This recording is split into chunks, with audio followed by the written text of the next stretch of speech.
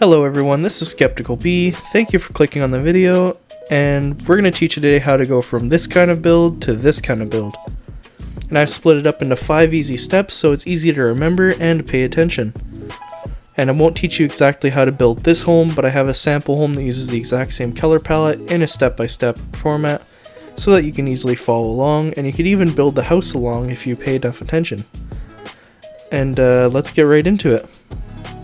Okay, so here are the 5 easy steps to making your houses better in Minecraft. The theme I chose for this build was the taiga biome, so I tried to use materials that are not only available, but that are more commonly available in the taiga biome, just because I think a big part of your builds is staying true to the location of where you are. Like for example, if you're building in a taiga forest, you're not going to be wanting to use oak wood because it's not familiar to that area. So your build's always going to look off if it's not using materials from that local area. I mean, of course it's different if you change the scenery and do some editing to the landscape, that makes a difference. But if you're trying to go for a more natural look, you're going to want to make sure you use materials that are more commonly found in that area. And as you saw in the beginning with the bigger house that I made, I tried to make it feel more natural to the landscape, and it does look more natural to the landscape because the wood tones are the same as the trees, which is a very big part of it all. But here's the 5 easy steps, and step number one is going to be framing, and framing makes a big difference in your builds because it adds more depth and it gives more structural integrity, at least a more structural integral look to your build, and it adds realism and it adds detail. And for an example, let me get some spruce planks, and then I'm gonna get some logs. There we go. So I'll show you the difference between these two right away. So we'll just make a little square of some sort. I don't know if I think it's square. And we'll go like this.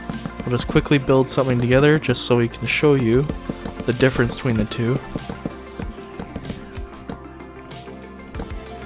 Then we'll build another one right, not that close. We'll build another one right here.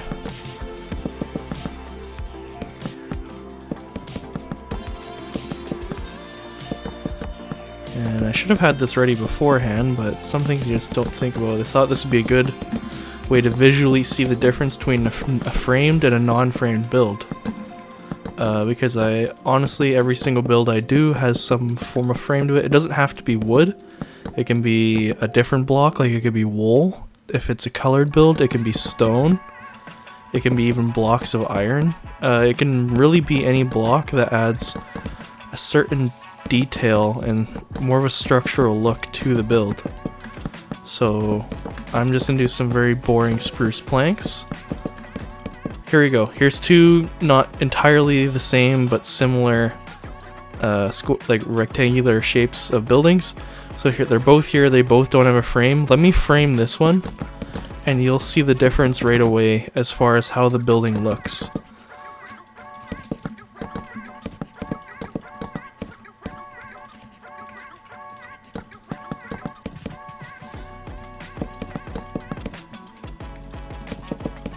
And here you go, you can instantly see that we haven't done anything except put 4 walls up, and it automatically looks better with a frame around it compared to not a frame. And in this build I don't have an example of recessed walls like I do over there, but it just shows that framing your build just looks better, and when you can, try to utilize it in your build. Number 2 for this list is going to be shape. And you want to have a more dynamic shape in your build than just a rectangle because it's not as exciting and you can do less detail with it than you could with a more dynamic build like this one. Like for example, this example is L-shaped, and then I added an arch in the front way here just so I could make a smaller roof and then a bigger roof, and then I know that with this L-shaped home I can add a roof that's coming this way, going that way. So not only is the roof more exciting, but the whole build as a whole will be more exciting as well. And comparing these two together, that's why I built them like this. You can see this one on the right is a lot more exciting than the one on the left, and they're both made with the exact same materials and they're relatively similar in size. Your size of the build doesn't make a difference, it's the shape of the build that makes the biggest difference, and that's what one of the big key things that you have to learn when building is making a dynamic shape of your build. And using step 1 from before, we added some logs as a frame around here. And also, like I said earlier, you could do something different. Like if you want, you could use stone. Stone is a great framing tool, especially stone brick. That really stands out and pops. It adds more depth and layer to your build. Like for example, yeah, allows more interesting features is what I wrote in the sign. It gives you more room to play with like arches and windows. And most homes in real life aren't flat as well. So it makes a more convincing build to have a more recessed wall with a frame around it, because it's just more convincing to the eye. And on to step number 3 here. As you can see, step number 3 is detailing, and you can see a big difference from this build to this build. They copied exactly the same, except the only thing is we added details on it. So I like to use cobblestone because of the texture, so I added some cobblestone supports all the way around the build. And then I used some trapdoors on the walls to break the texture from the stairs up here, because it's very easy to get bored of planks quickly. That's one of the things that's the downside of using lots of wood, is that using lots of planks in particular, they can get boring quickly. So when I want to add some different textures to the build, I'll typically use trapdoors or stairs, because it breaks up the texturing and it gives it makes your eye find the difference between the roof and the wall a lot easier. It's the similar concept to having molding in a home, like crown molding or baseboard. It breaks that awkward line between the floor and the wall, or breaks the awkward line between the wall and the ceiling. And the same concept applies here. And we also added some greenery with some potted plants, and then I added some windowsills using the same trapdoors I used for the texturing. And I went with stained glass because I didn't put an interior in these homes, because I ran out of time because I wanted to get this video out. And I decided that most people want to design their interior their own way anyway, because everyone has a different way of sorting things in Minecraft and just organizing things in general. So as you can see, this has been the detailing section, and the next section is going to be the roof. Now the roof is one of the most important parts of your build, because it either makes it or breaks it. And I think in this build it makes it, because it goes for cool, I like to think of it a little bit Nordic themed, with a very high peaked roof. Like, it reminds me of the Viking era in a way. And I always like to go for a higher peaked roof than one that's just consistently one by one. So what I mean by 1 by 1 is one block here and then 1 block there. But this one goes up by 2 blocks, most on the bottom, and then goes up like that. So you can see that it's a little bit more pointy, and it gives the roof a bit of more of a slope. And one of the reasons why I like to add more slope is because if you have a higher peak, you'll have more vertical storage as well. So not only is this helpful for the looks, but it can also give you more storage. Like, even though this building is a single story, you could go inside here, and you can see that there's a lot more room inside here to do with. Like, for example, this portion of the building, you could have a bedroom. And this could be the sill on the window, and then you could have storage along this wall here. And then there's the entranceway. And the reason why we can fit all of this in here is because we have a higher roof. So always remember, when you're planning out your build, do you want to have 2 stories, or do you want to have a higher peaked roof? Because sometimes one can be just as good as the other, and you can still have a more compact look. Because this house isn't very big, this won't take you very long to build, if you follow these simple tips that I'm telling you. And you don't even have to build this house in particular, but you could do, like, for example, I like to have an offset doorway. Some people like to have a symmetrical doorway here, so they'll have the door right in the middle, and then you'll have 2 equal halves on the other side.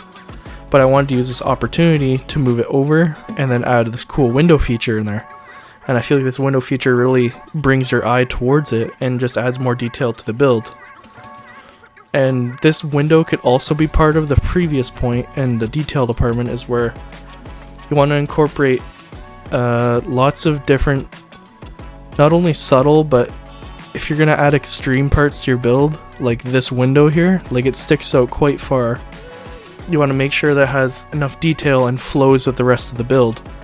Like as you can see, this roof is a high peak, this window has a high peak as well. So they're matching and they're consistent with one another.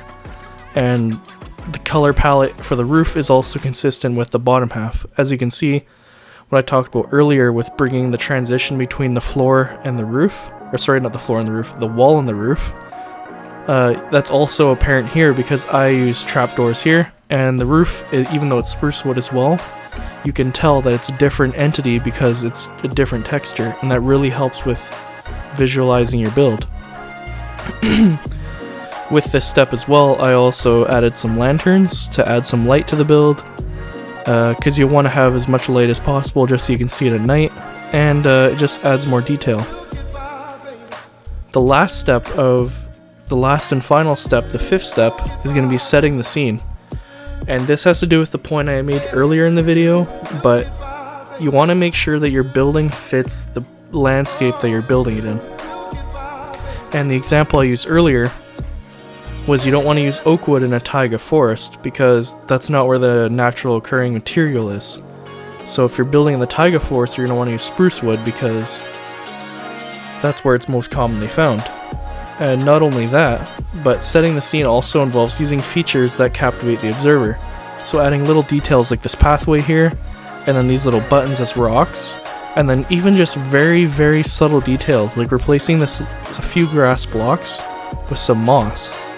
That adds lots of detail in that you don't see right away, but you just take it for granted because your eye just sees a different texture.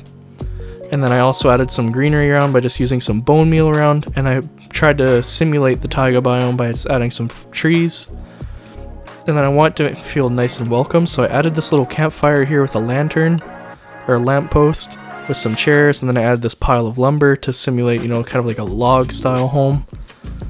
And I think this all really works well together, and I think if you really want to learn how to build better in Minecraft, these 5 steps are gonna really help you on your way to really mastering building. I wouldn't say I'm a complete master of building, but I'd say I have a good idea of what works and what doesn't by now, because I have been playing a game for a very long time, and over the years these are the tips that I picked up, and I kind of wish that I learned these tricks sooner, because I'm sure my building would come even farther than it is now. So I hope that taking away from this video, you remember these tips that I told you, because these will definitely make your builds better.